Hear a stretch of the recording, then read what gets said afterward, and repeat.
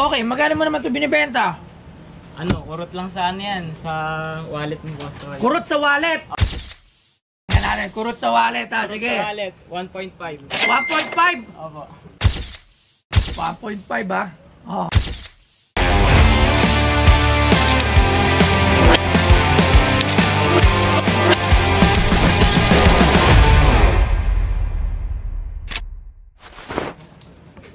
Boss Toyo. Good afternoon, anong pangalan mo? Jimpy De Guzman po.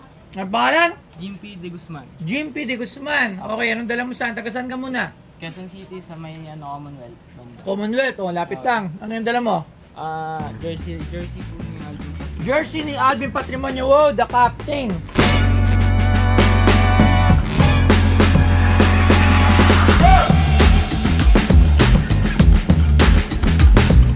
Si Alvin Patrimonio, kilala bilang The Captain, ay isa sa pinakadakilang manlalaro sa kasaysayan ng PBA. Ipinanganak noong Nobyembre 17, 1966, nagsimula siya bilang college star sa Mapua, kung saan naging back-to-back NCAA MVP. Noong 1988, sumabak siya sa PBA bilang franchise player ng Pure Foods at naglaro doon buong 17 taong karera niya. Siya ay 4 na beses PBA MVP, isa sa may pinakamaraming MVP sa kasaysayan at nagtala ng mahigit 15,000 career points at 6,000 rebounds. Naging bahagi rin siya ng national team sa 4 na Asian Games. Tunay siyang simbolo ng sipag, katapatan at liderato sa Philippine basketball. At ang binebenta sa Pinoy Pawn Stars ay ang jersey na may pirma ni Alvin Patrimonio. Yes. Kilala mo ba si Alvin Patrimonio? Opo. O, paano mo siya nakilala? Sa mama ko po.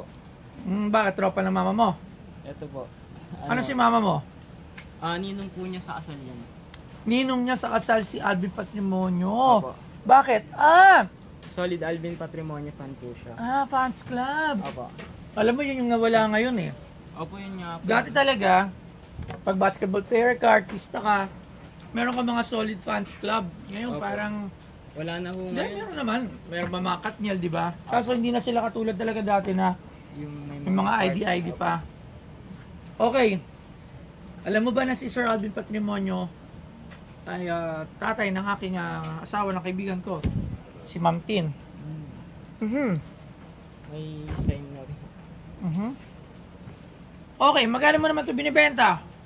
Ano, kurot lang sa ano yan, sa wallet ni Boss Roy. Kurot sa wallet! Opo. Sige. Kayo ba ay naghahanap ng mga diamond rings na napakaganda at napakamura? Ito lang yan, dito lang yan maratapos sa Boss Gold by Boss Oyo. At ito na nga siya, tingnan nyo!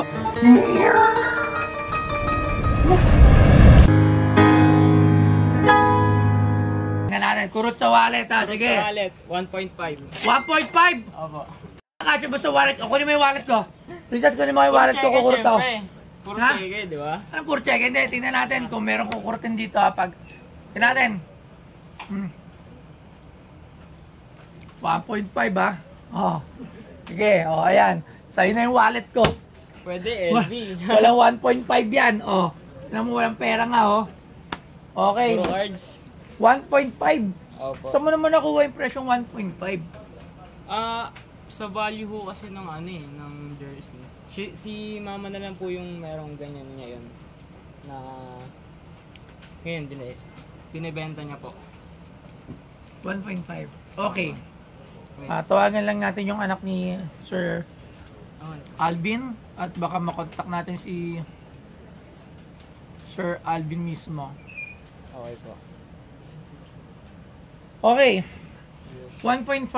Medyo hindi makatotohanan. Pwede mo negotiate. Kasi bigyan kita ng example. Jersey ni Steph Curry. Worn jersey. Makikita mo dyan sa may Erod, sa Habi Stadium, ranging around 50,000. 40,000 to 50,000 sa game worn jersey. Pero jersey lang, walang short. Okay, so meron din dyan Michael Jordan jersey. Michael Jordan with signature. Around 120,000 sa game worn. Pero depende kasi yan sa mismong laro. Kunyari, yung flu game, yun yung mga jersey na mahal. So depende. Ito, sa tingin ko, ordinary yung jersey na naglaro, si Sir Alvin, PBA jersey pa, dito sa akin Nasa range siya ng 15,000 jersey. 15,000 to 20,000 may signature. Yun yung mga current players, okay? Okay. Pero si Sir Alvin is a legend, 4-time MVP. Talaga namang the captain, Lionheart, isa talaga sa talagang naging dominant figure sa basketball. Lalo nung panahon niya. So hindi natin maisasantabi yung isang Alvin Patrimonio. Kung hindi dumating nga si Junmar Fajardo, malamang siya pa rin ang the greatest, si Sir Alvin Patrimonio. Para sa akin, at sa iba rin naman, di ba? Pero Alvin Patrimonio is Alvin Patrimonio. Idol yan, napakabait pa. Opo. Pero yung price mo, it's very Hi. high at imposible. Okay? So sa tingin ko dito sa jersey na to, kay Sir Alvin,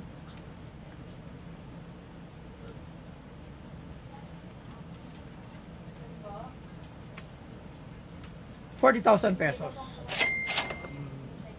Sagad mo 50. Okay.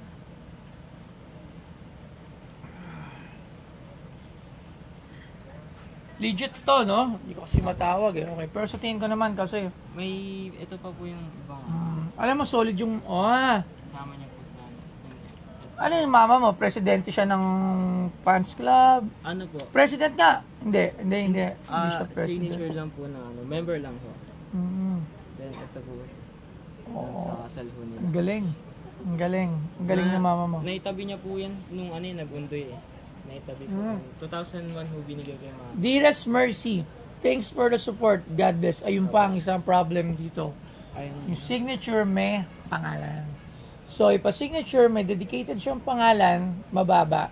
Hindi naman mababa kasi nga may pangalan. Opo. Mas okay pa yung may pirma lang kaysa sa dedicated. Kasi kung ibebenta o may gusto, syempre hindi mo gugustuhin to na bilhin. Kasi unang-una may pangalan, unless pangalan ko yung Mercy.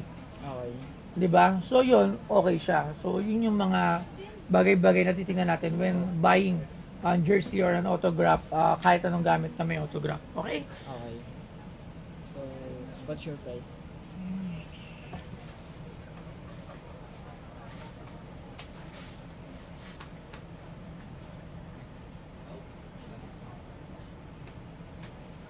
Game worn jersey ba to? Hindi ho. Ano po? Binigay lang po niya kay mama. Hindi, I mean, sa tingin ko parang game worn to eh. Sabihin ginamit niya kasi. Hindi ko po kasi alam yung Sa tingin ko game worn kasi history niya kasi ano. wala terno eh. Kasi ang jersey na nabibili, ganito. Tapos, hindi rin ganito kalaki. Laki eh. 6X. Oh, 6XL. Game worn to. Tsaka botak. Oh, tama. 42,000 last price. Okay. Maraming salamat. Thank you very much. Wala pa tayong Alvin Patrimonio. Ang dami na nating jersey. So, thank you very much. Okay. Experience ko naman dito sa Pinoy Pound Star is napakabait ni Boss Toyo, napakaganda ng pag-welcome sa akin, and yun lang. Shoutout din pala sa mga tropa dyan sa Quezon City. Yun lang. Thank you.